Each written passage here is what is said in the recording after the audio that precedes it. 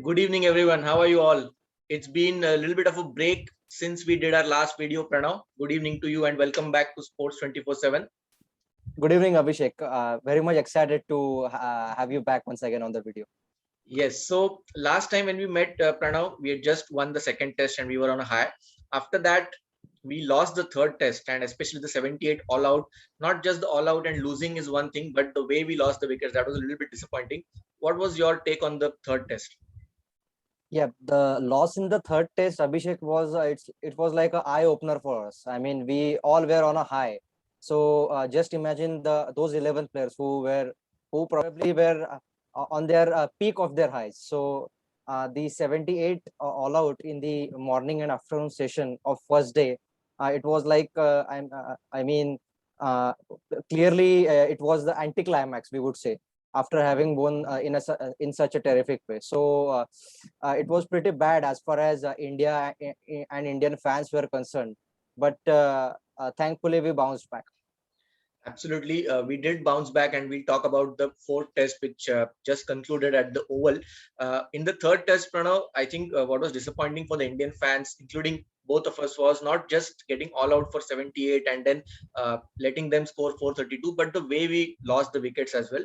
And we did make a decent comeback in the second innings, and Pujara got into form, and a few players got back into form. Virat was also quite decent, but it was not enough because of the large lead of the first inning. But I remember you sent me a text after that test match saying that we have to support our team and Yeah. stay with the team in the difficult times, and I agree with you.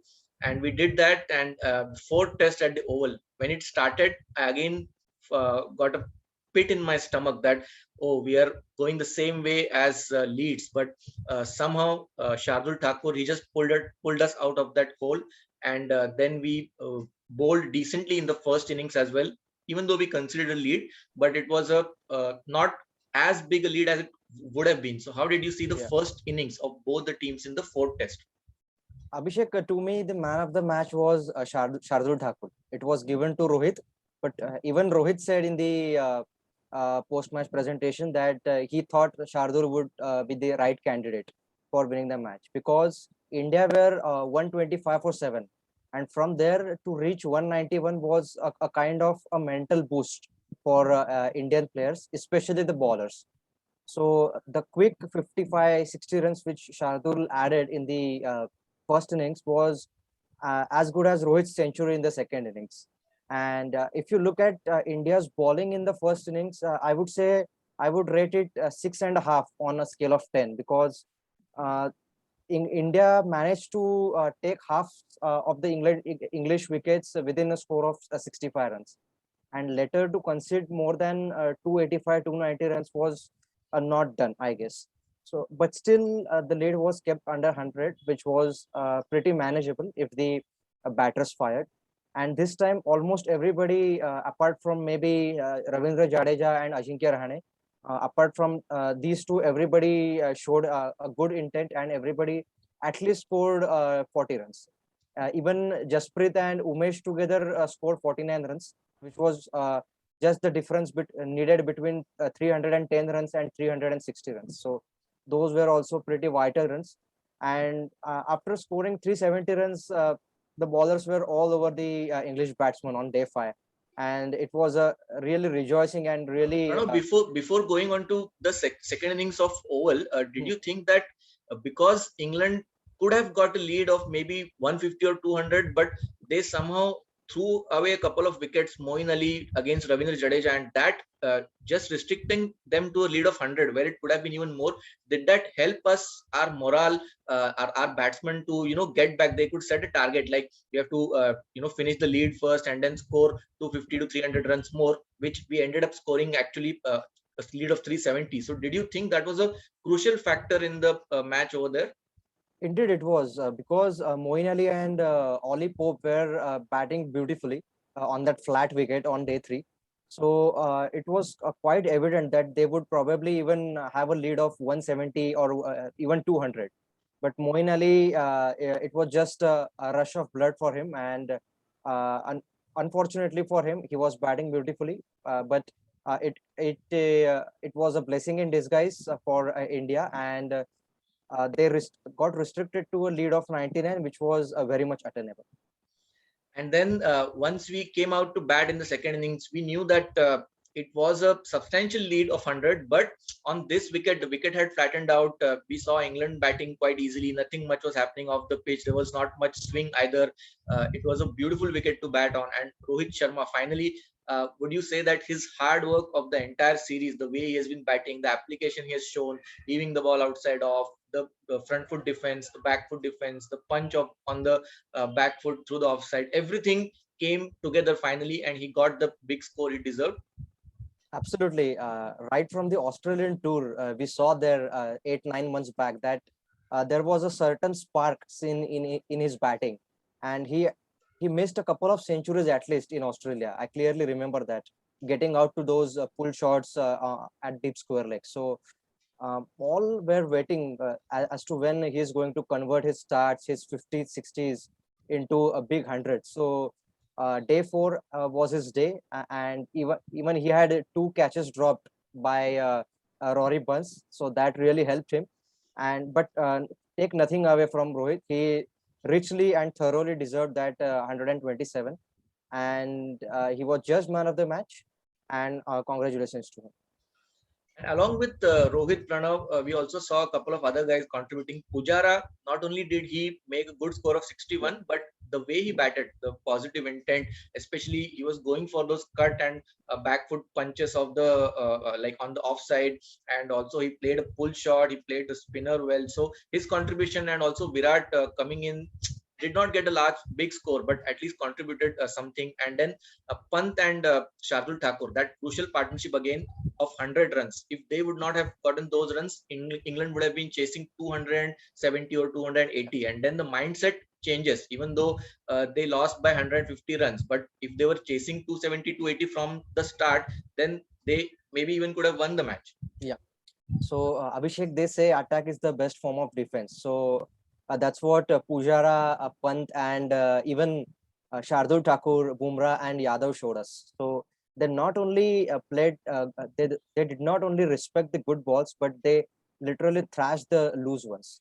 So uh, even Virat Kohli, he has not got any big score of any 100 or 150 in this series, but still he has got 240s and 250s. So that just goes to show his class and mentality.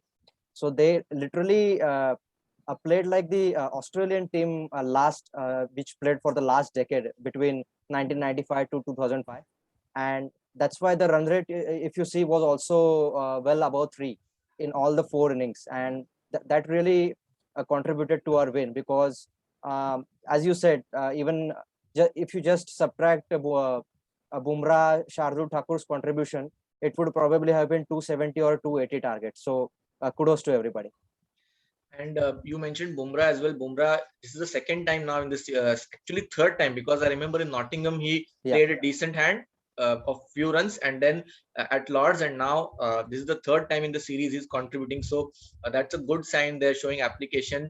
And Shardul Thakur, just a quick last word on him. He did it in Australia at Brisbane, and at that time many people were saying, oh, it was a one-off, it was a freak. But when it happens twice, thrice, and with regularity, then it is not a freak.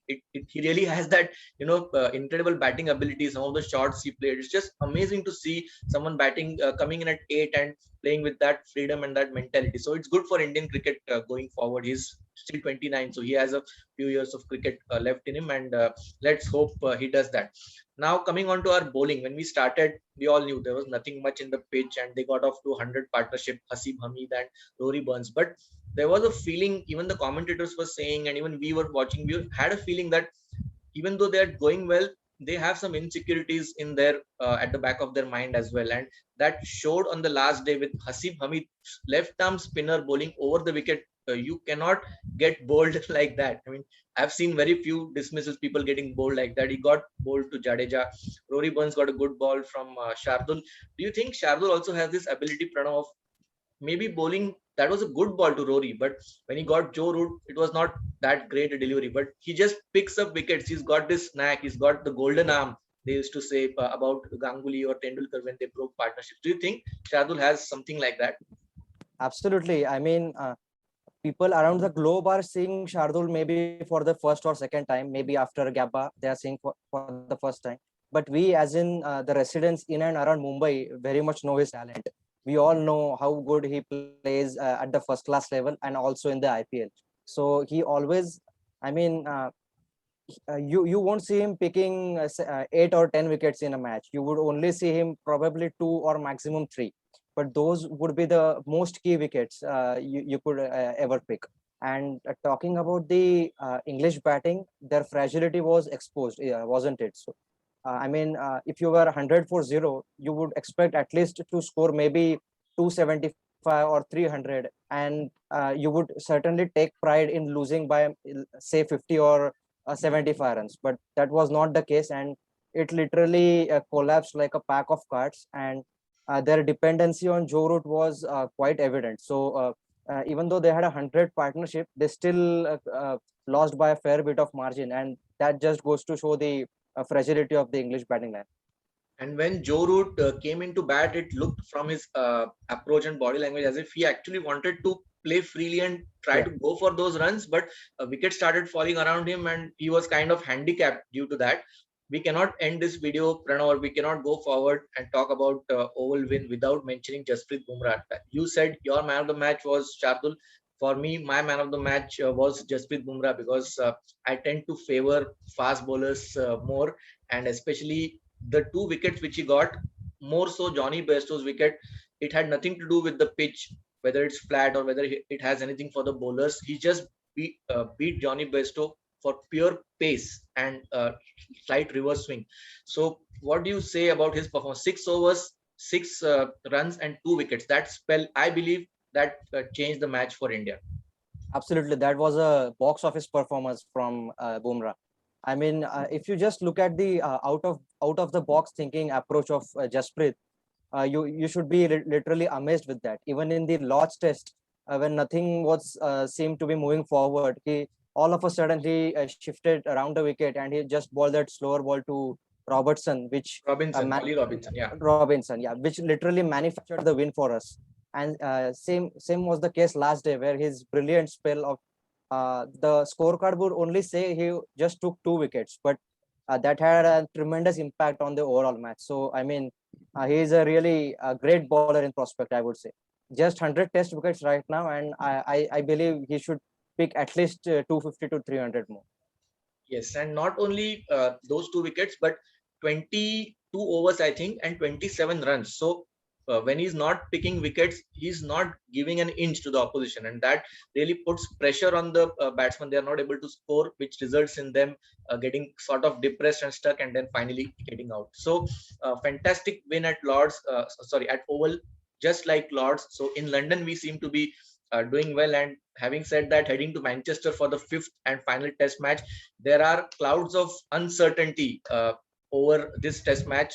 Not just actual clouds, but also clouds due to COVID and a couple of cases coming up in the Indian squad. But we'll just assume that match goes forward and talk about that. So conditions favorable for again seam bowlers. There'll be some swing as well. So do you think it is favorable for England, and how do you see India's approach in this match?